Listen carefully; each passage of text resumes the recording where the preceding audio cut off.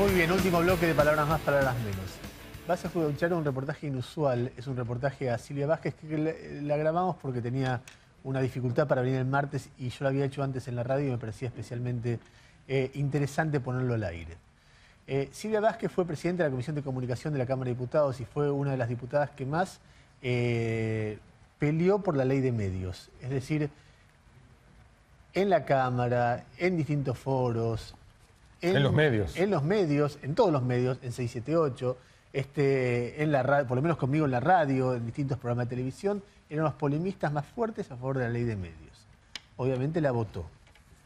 Nosotros hemos cubierto, la semana pasada estuvo Claudio Morgado, defendiendo la aplicación plena que pretende el gobierno para el 7 de diciembre. Estuvo Julio Barro criticándolo. Ya está invitado acá Martín Sabatella. Probablemente venga el martes que viene. Comprometió su presencia. Comprometió su presencia el martes que viene. Y Silvia Vázquez es un caso que se da en ya varios. Uno ha escuchado a varias personas que estuvieron muy de acuerdo en su momento y hoy se siente bastante preocupada con lo que está pasando. ¿Qué pasó con su criatura? ¿Qué pasó con su criatura? Es una herramienta que podía haber sido usada para la democracia, dice, y hoy está muy preocupada por cómo se usó en estos 3 años. Escuchen, son argumentos de alguien que no es ni pro Clarín, ni tiene nada que ver con Clarín, ni, en fin. Y tiene, ¿Con los fondos buitres? Con los fondos buitres no lo sé, no creo que tampoco. Silvia Vázquez, aquí hablando conmigo. Silvia, vos fuiste presidenta de la Comisión de Comunicaciones de la Cámara de Diputados, fuiste una de las diputadas que militó de manera más convencida la ley de medios, fuiste autora de la ley de medios. Se acerca el 7 de diciembre, ¿cómo lo sentís? ¿Cómo lo ves? La historia sin fin, porque creo que a 3 años ha habido muchas posibilidades, el gobierno ha tenido todas las herramientas y todas las posibilidades para aplicar la casi totalidad, digamos, del texto de la ley de medios. Creo que el Congreso Nacional le dio una herramienta suficientemente eficaz para democratizar la comunicación en nuestro país. Y creo que ha habido una ineficacia de parte de las autoridades al frente del AFCA, en tanto y en cuanto no aplicaron lo que de la ley siempre no estuvo nunca cuestionado. No se ha hecho un plan general, que es lo que establece la ley en el artículo 159.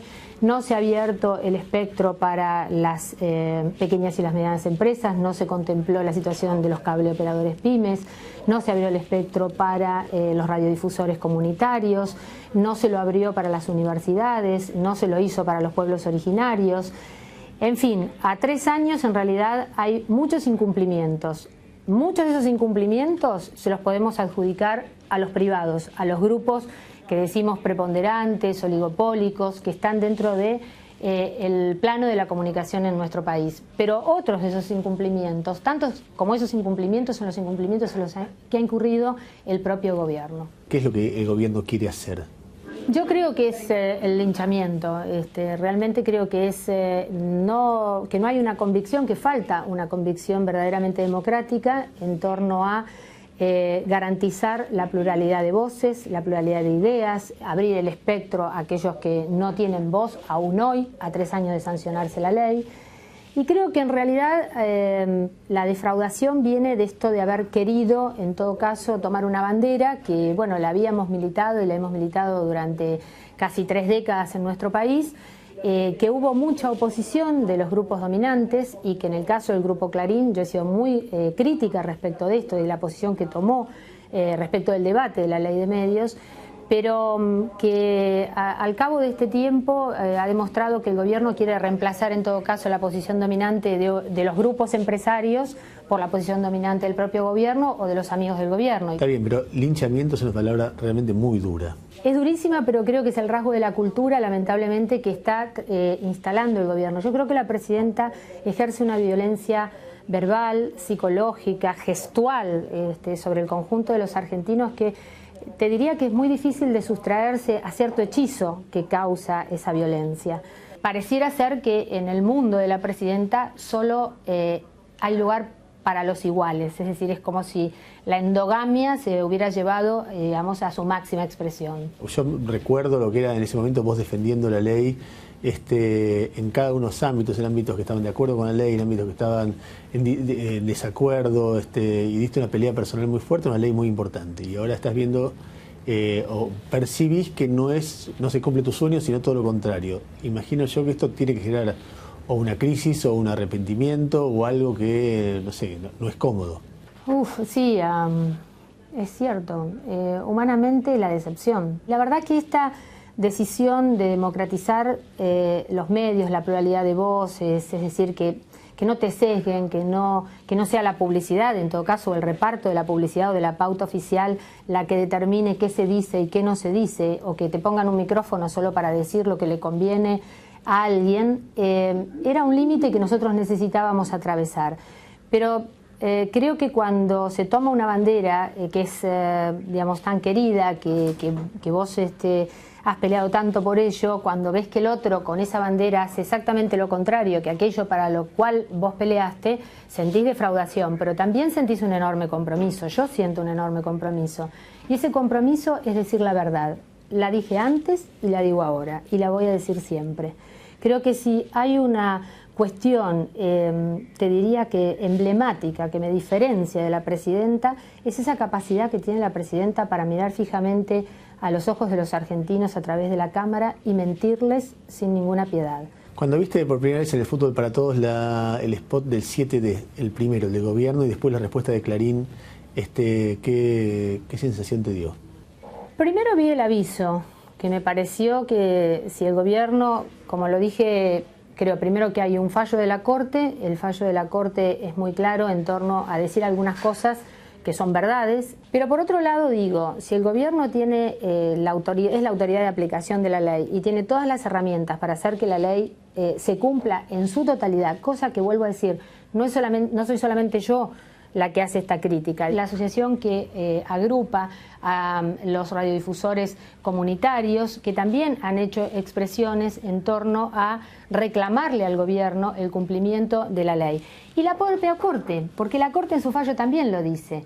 Dice que el gobierno no ha manifestado o no se puede digamos, ver en el accionar del propio gobierno un manifiesto interés y un real apuro porque la plenitud de la ley estuviera aplicándose.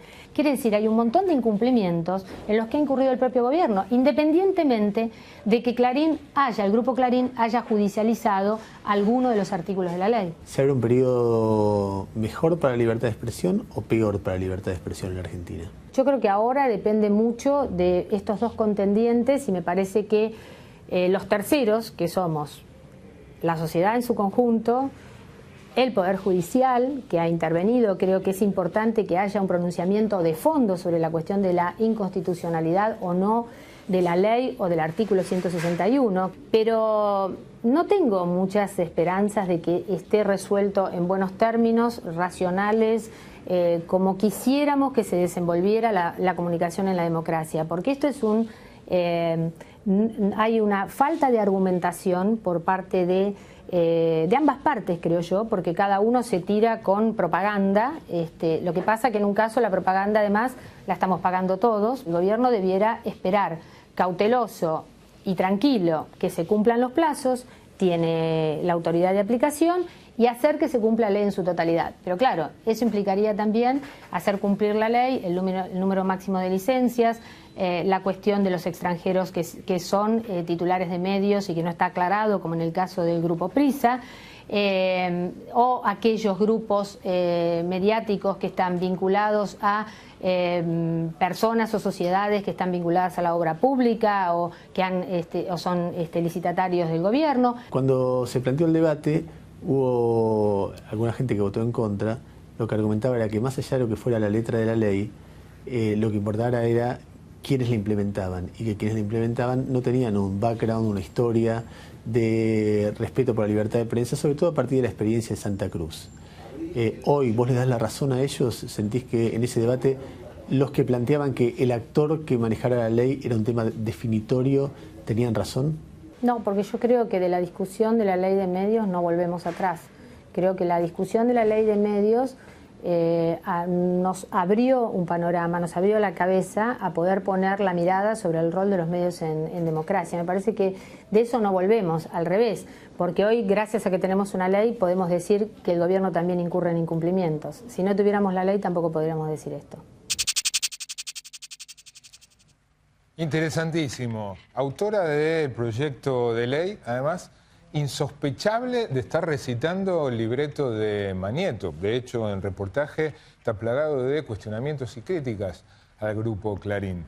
Lo bien que le vendría a Martín Sabatella escuchar a Silvia Vázquez, que es desde hoy el encargado de aplicar la ley. La verdad, vendría bien. Probablemente lo tengamos el martes que viene, respondiendo a la defraudación de una de las autoras del proyecto. Nos vamos. El martes que viene estaremos aquí con ustedes nuevamente. Chau, hasta el martes. Palabras más, palabras más.